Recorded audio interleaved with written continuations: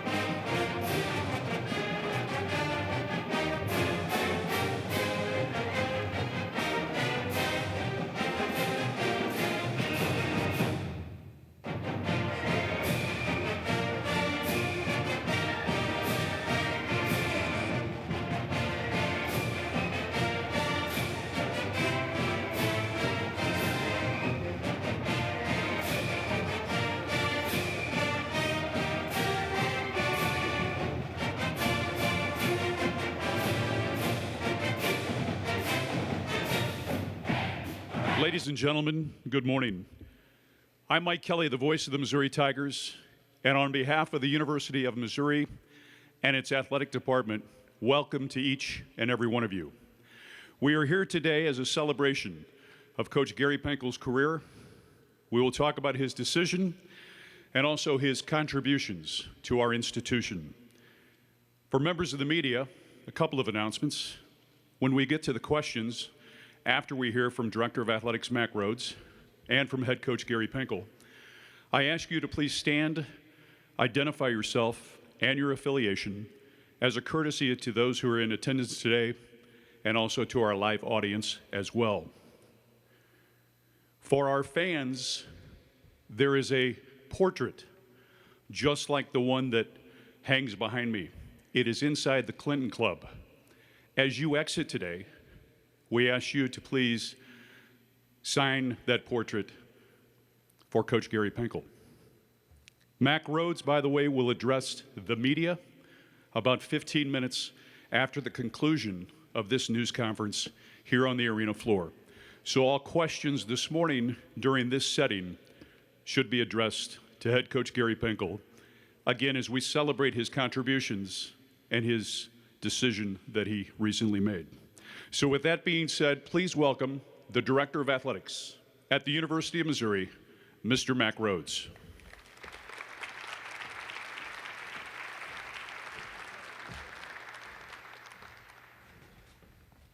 Well, good morning, and thank you everyone for being here on this very, very special day.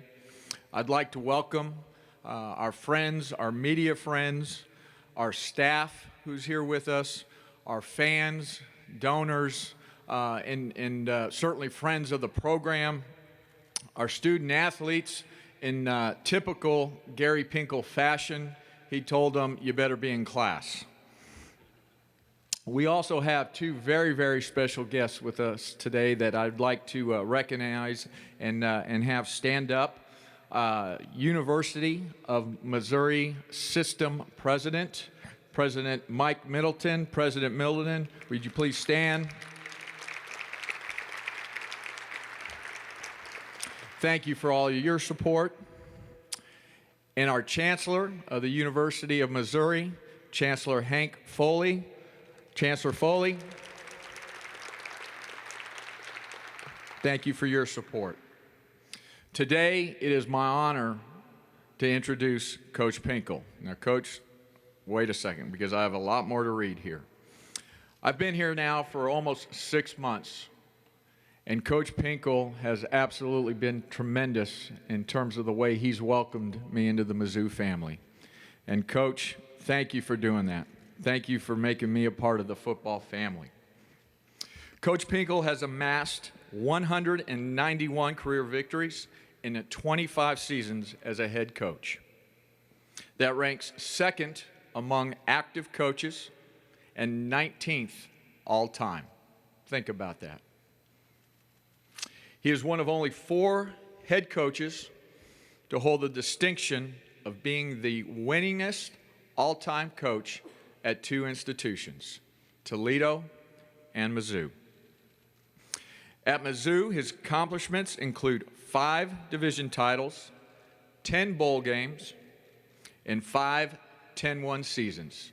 Now, to put that into perspective, Mizzou had only 1 10-win seasons in the previous 110 years. But more important than the wins, Coach Pinkel has impacted thousands of young men's lives. Mizzou has improved its NCAA graduation success rate over the last 9 years, and over the last 5 seasons, 97% of our football student athletes have graduated. You can clap for that.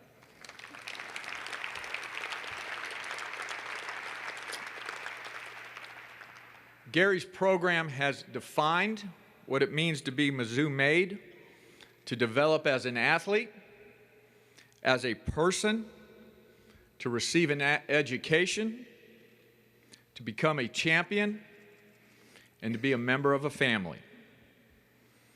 As just mentioned, although his on-field accomplishments are numerous, his legacy at Mizzou will not be defined by wins and accolades, but rather the profound impact he's had on the lives of many student athletes.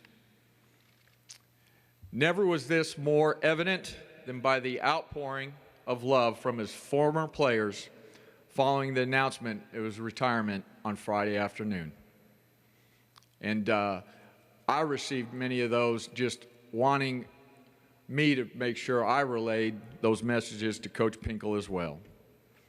And certainly the unmistakable bond between Coach and his current players put on full display for a national audience following Saturday's emotional win over BYU. Please picture that, yes.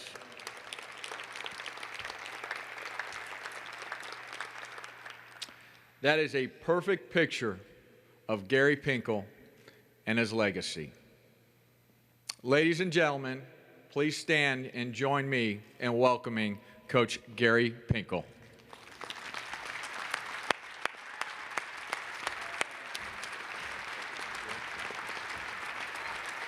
Thank you. Thanks. I appreciate it. Thank you. Thanks. Okay.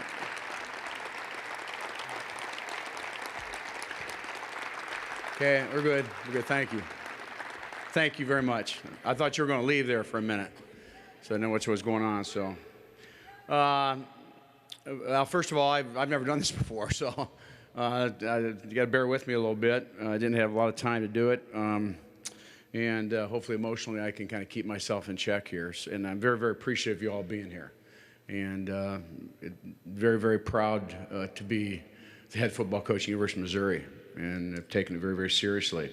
I've got a lot of calls and messages, from all over the country the last 3 or 4 days, a lot of which I haven't had time to get back to friends and players that from Toledo, obviously, players that I coached here at Missouri, and it was just really amazing, and coaches, and it's just been really awesome. I'm so very, very appreciative of that, and that it was interesting. One thing that happened to me is when we stayed Friday night in Kansas City for a game on Saturday, got a call from Andy Hill about 9:45. He said, someone wants to see you down here. And I went down the elevator, and I walked over, and J-Mac was standing there, and they were going to fly to Denver the next day. And he came up to me, he looked really sad, and he looked at me and he goes, Coach, are you okay? And I said, yeah, I'm okay. And he come over and put his arms around me and told me he loved me. And so that's kind of the neat things about this business and what you're in, is that the great relationships you have with players, and I got a lot of other calls also.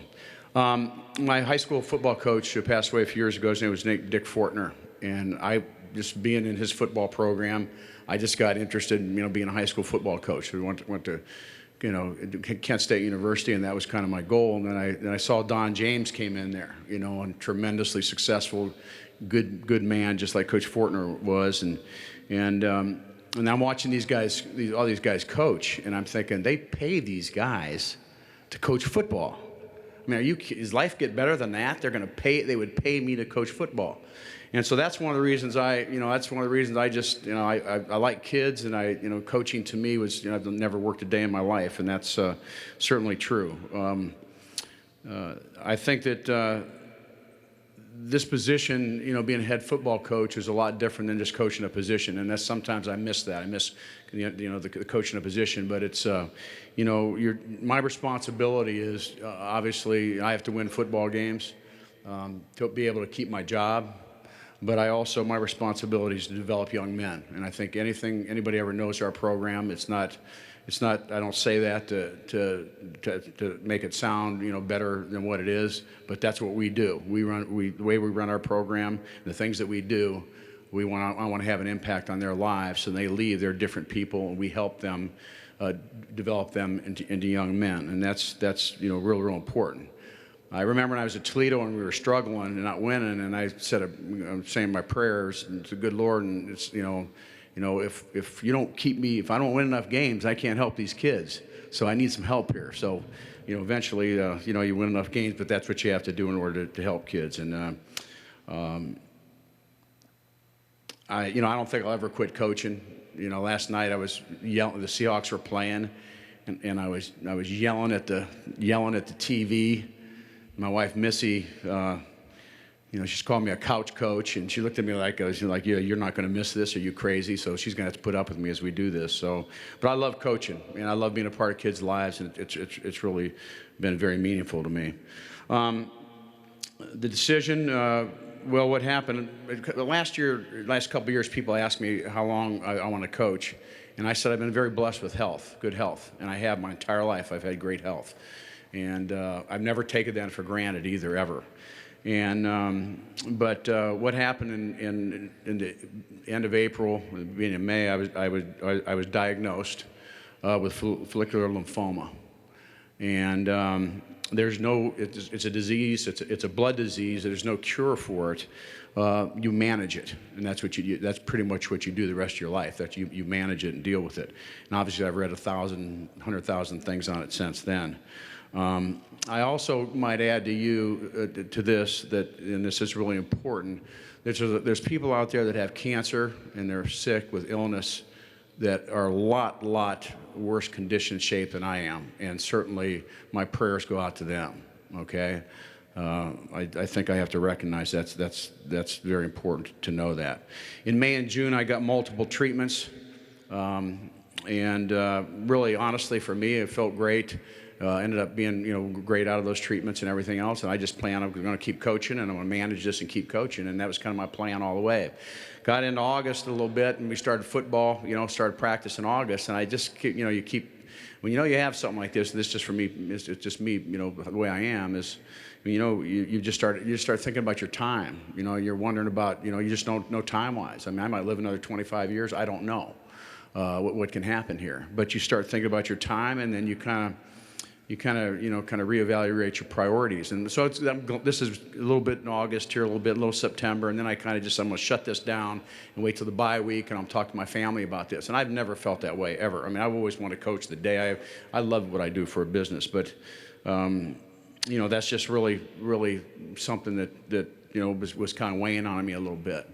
And so what I did is I got the Monday after of our bye week, I went and had another PET scan, and that's in this position you live PET scan to PET scan. That's pretty much what you do, and then you adjust, and treatments adjust around those things.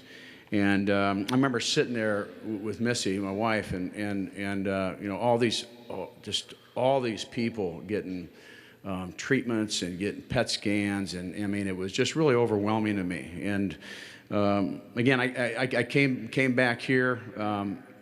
I talked with my family and said, this job is, it's every day, every minute of every day. When you have 127 players, you can imagine. I mean, that's just the way the job is.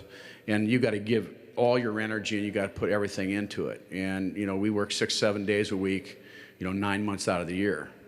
And is that the right way to spend my time? And so I decided at that time that I was going to embrace the healthy times, and I'm going to battle when the tough times come, and I certainly have those down the road. Prayerfully, hopefully, much further away than right at this particular time. And so that's pretty much the approach that I took. I talked to my family, and then I went in on Wednesday, and I told Mac. And the reason I told Mac Wednesday was because I love this university and the things that we did here, and the progress that we made. And it's going to be very important to give him enough time to do the right things to replace me, whatever direction he goes with that. And so that's why I did it at that particular time, if you wanted to know there. So that's kind of where I was. It was kind of, was certainly undercover in terms of that. I plan to tell, there's no right time to tell your staff or your players. There's no right time to do that. I don't want to be a distraction, okay? So we kind of put it off a little bit. 2 weekends ago, it wasn't the right time. This weekend was going to be the right time. And then all of a sudden, about 5 o'clock in the evening, 3 o'clock in the afternoon on Friday, my secretary called me. They were doing walkthroughs in the indoor facility, and he said, we just got a call that it's out there somewhere. And so then it got out, and my players and my coaches had to be the first ones to know. They had to be the first ones to know. And so I was really upset about that. And so we had a meeting scheduled right close to that. And so about 15 minutes later, I'm sitting in a meeting and telling my players and coaches that I have lymphoma. With all the stuff that they've had to deal with, it's about the last thing that they wanted to hear, nor I wanted to tell them. But they had to know first. That was the most important thing. I think that when I talked to them, it was remarkably emotional for me. It was really, really difficult, and I knew it was going to be. But I'll tell you, I'm so proud of them with all the distractions, with their coach telling them they're going to leave the night before a game, for them to go out and play like they did and compete like they did, and I was so very, very proud of all those guys and what they did. I love Mizzou. I came here 15 years ago. I've never been one of the guys looking for jobs all the time. I've had coaching opportunities. I just felt we could achieve our goals here and keep making it better and better and better and keep improving. And I think we've made a lot of progress over the years. This is a great university. One thing I always tell recruits is my players love going to school here. They love the place. It's obviously it's well respected academically, but it's just a great university.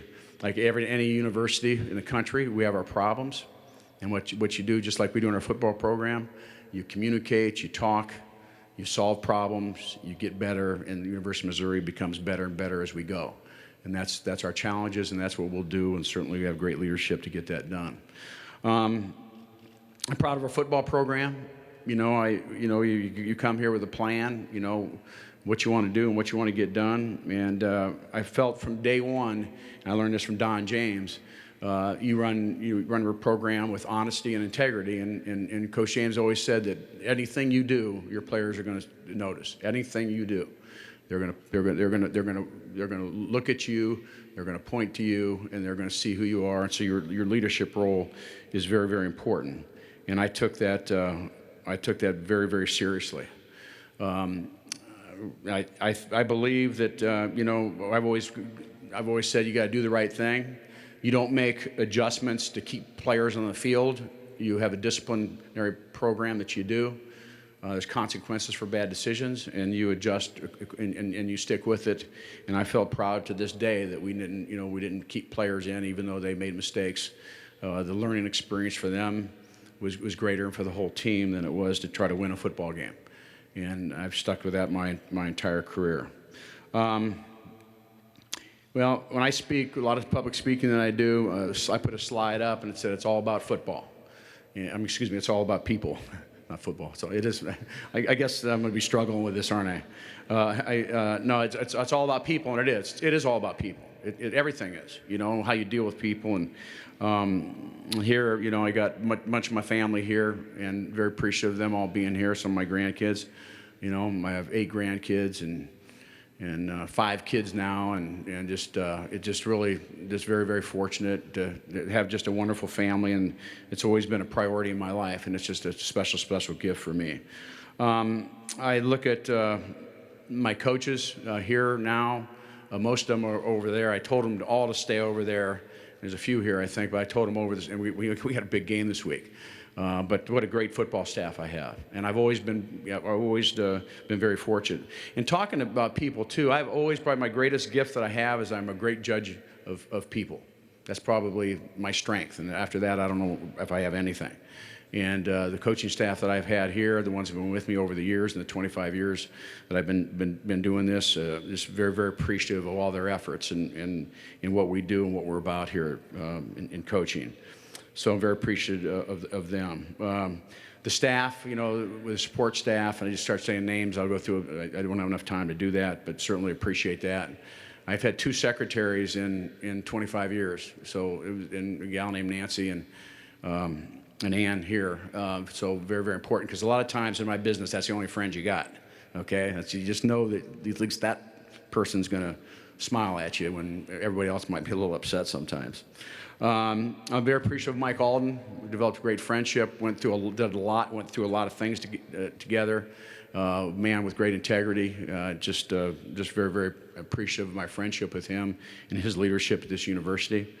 Mac, I've gone to know the last 6 months, heard so many great things about him, and he'll do an outstanding job here. And I'll be here supporting him 100%. Most importantly, the toughest thing about this.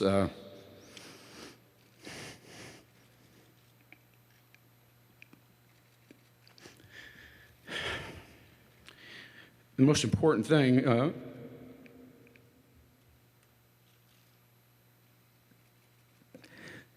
sorry, is my players. In Toledo and here at Mizzou. I'm going to miss that. I'm going to miss them. I'm going to miss their interaction, being around them, scolding them when I had to scold them, and hugging them and touching them every day. And that's what I'm going to miss the most. Just the being around the players. I was told recruits that they're Tiger for life when they come to Mizzou. Okay, so this isn't a 4 or 5 a year decision. It's a lifetime decision. And I tell recruits, you're going to have my phone, and I tell my players, you're going to have my phone number in your phone forever, and I'm going to have yours. And you call me anytime you need me for anything. And that's certainly what I'll miss the most. This press conference, is something that I'm not a big accolade guy. I'm not into that a lot, but I'm very appreciative of you all being here. We got a big game this week. We're obviously focusing on that. We need to get that done. And we're going to try to finish this season in the right way.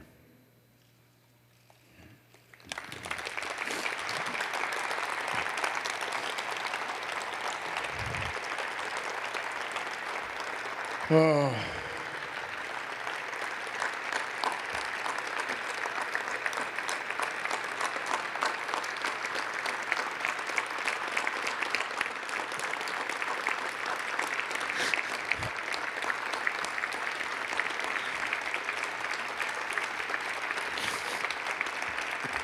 Okay. It's all good.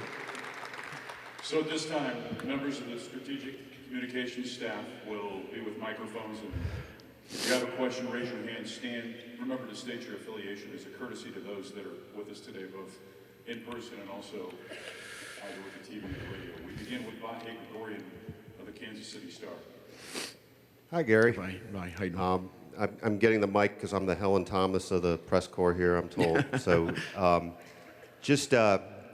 first of all, we haven't had a chance to talk, but I'm very sorry about your condition. Yeah.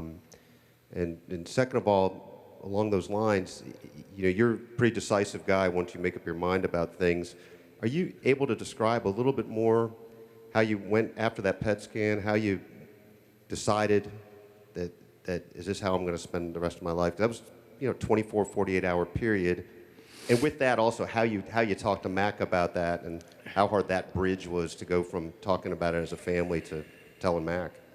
Well, I think there a lot led up to it too. I'm sitting there on 2-a-days, and we're working 15-hour days during 2-a-days, and obviously I'm focusing on my job, but there's times and all this, there's that spare time when you're wondering, am I doing the right things here? And you just kind of, and I never thought I thought I'd coach till I told somebody if I'm coaching when I'm 70, shoot me, okay? So I'm not going to get there, but I plan on coaching for a long, long time.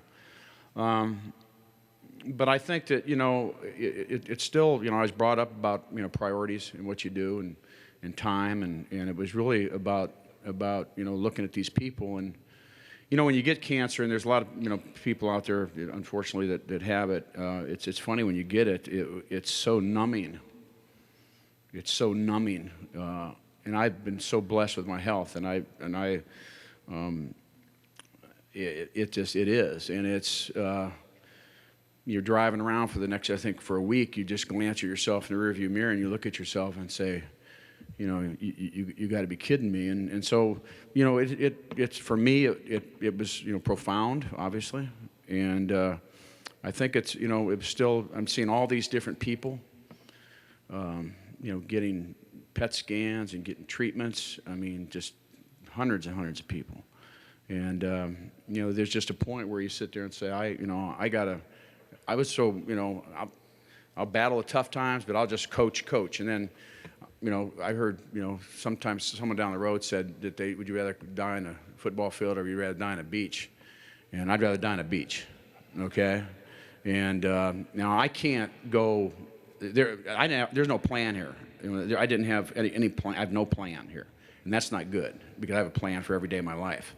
And so for me, that's going to be something that I'm going to have to get a plan for what I'm going to do because there's no way I'm going to do something. I'm going to try to be significant in something, And I've talked to Mac a little bit. We'll have discussions at the season. I think that get involved with the university in some way for this institution.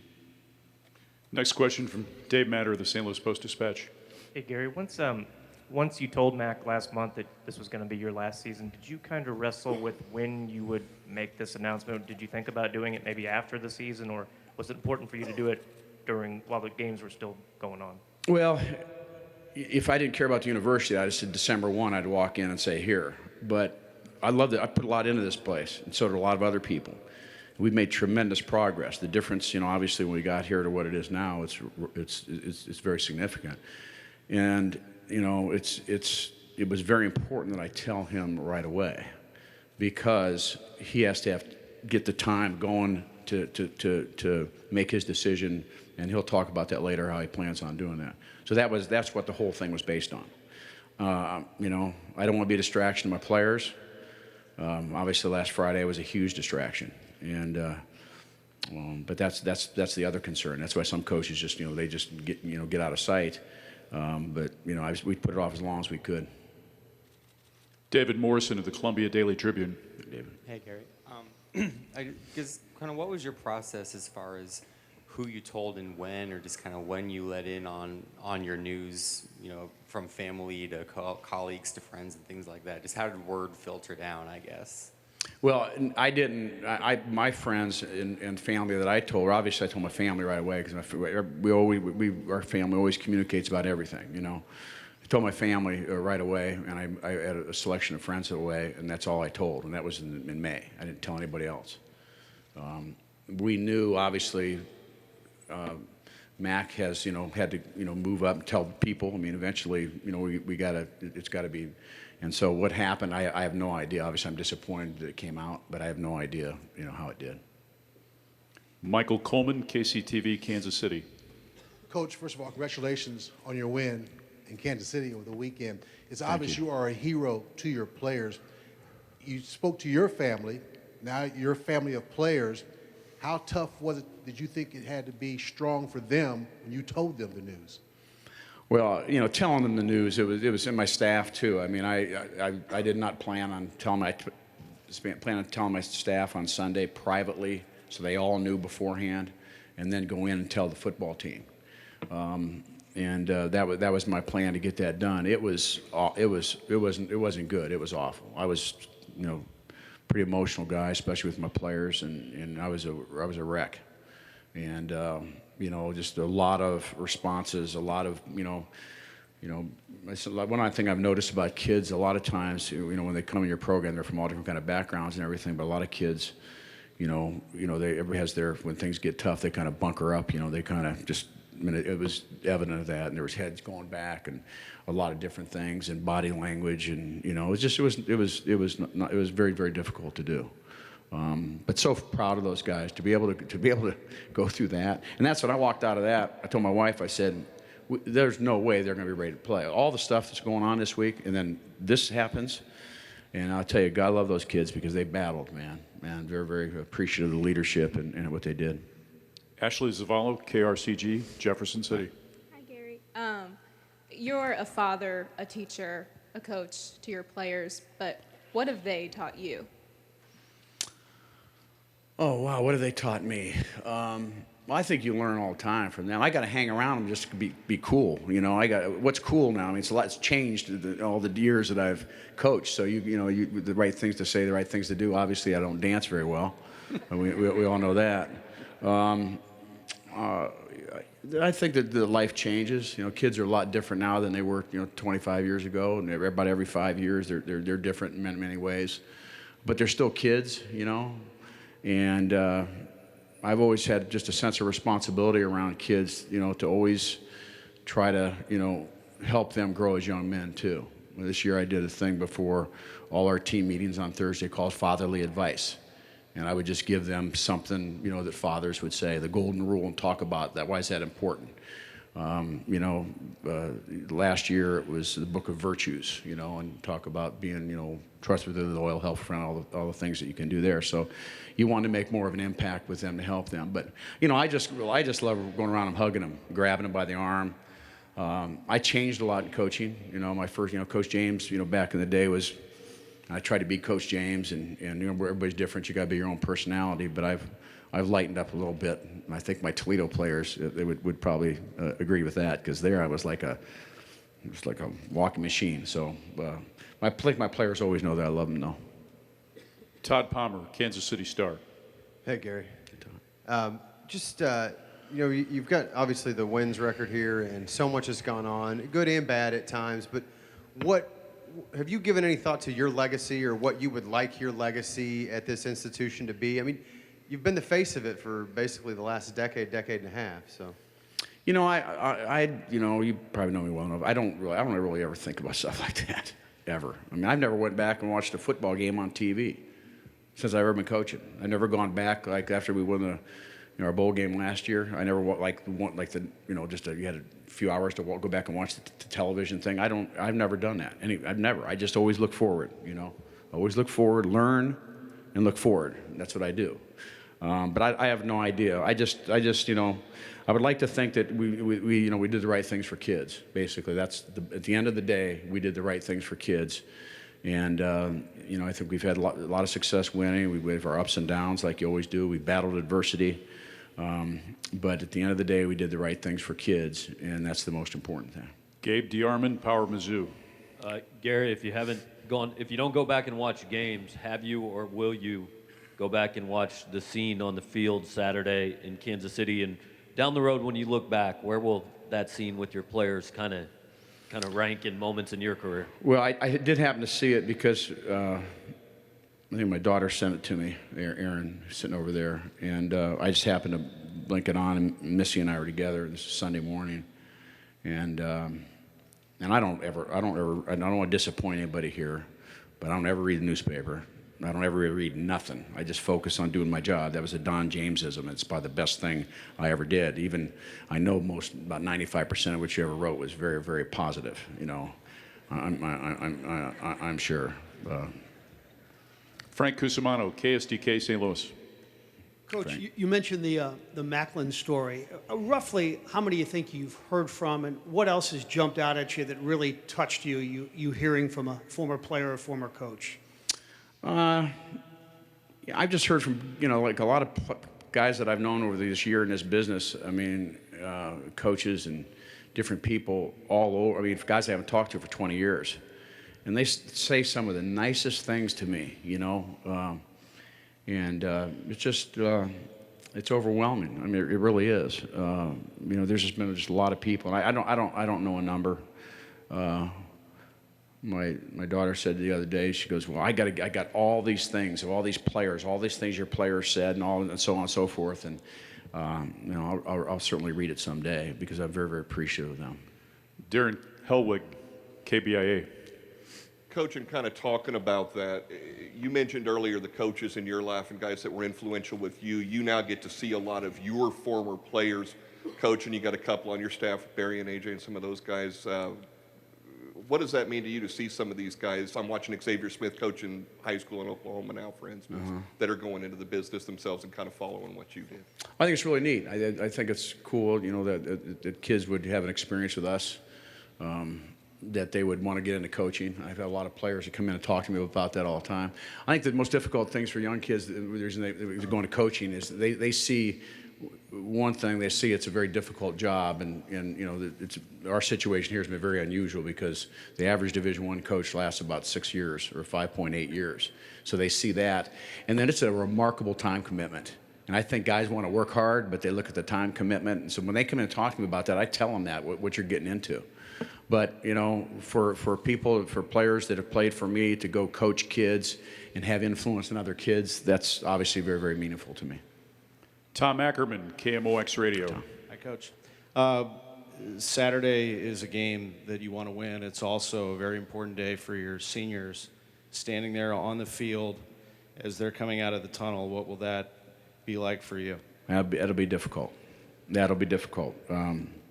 I started, greeting the players outside the locker room probably about 10 years ago. Andy Hill came up to me and said, well, I think it'd be great if you'd greet them outside the locker room. I said, okay, I'll do that. And then I've been an emotional wreck by the time I get on the field. And obviously, it's very, very difficult. We get very, very close with the seniors. They've been in the program 4 or 5 years. This class has had a lot of things that have happened this year. You never know at the beginning of the year that some of the things are going to happen.